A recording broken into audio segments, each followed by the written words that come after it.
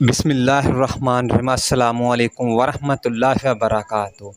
پیارے دوستوں، بچوں، بزرگوں، جوانوں اور میری ماؤں بہنوں، اب جو میں حدیث آپ کو سنانے لگا ہوں وہ اس شخص کی فضیلت ہے جو اپنے دین کو محفوظ کرنے کے لیے گناہوں سے کنارہ کشی اختیار کر لے۔ اس کے راوی حضرت نعمان بن بشیر رضی اللہ تعالیٰ عنہ ہے۔ باب نمبر 39، حدیث نمبر 50 ہے اور صحیح بخاری کی یہ حدیث ہے۔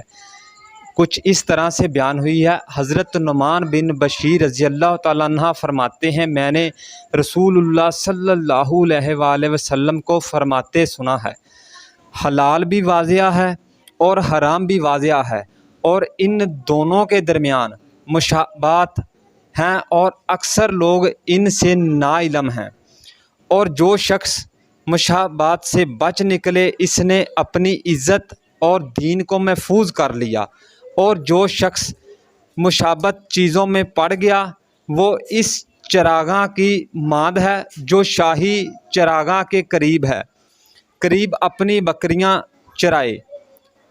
گوشہ ہے کہ شاہی چراگاہ کے قریب ہونے کی وجہ سے وہ اس میں گھس نہ جائے۔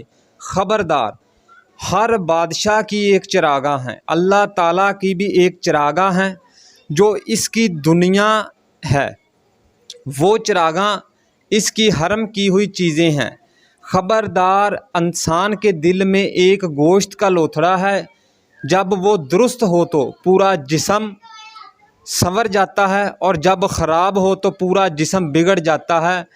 وہ گوشت کا لوتھڑا دل ہے، اس کو آپ اچھے کاموں میں لگا لیں تو اچھے کام کرے گا، اگر برے کاموں میں لگا لیں تو برے کام کرے گا۔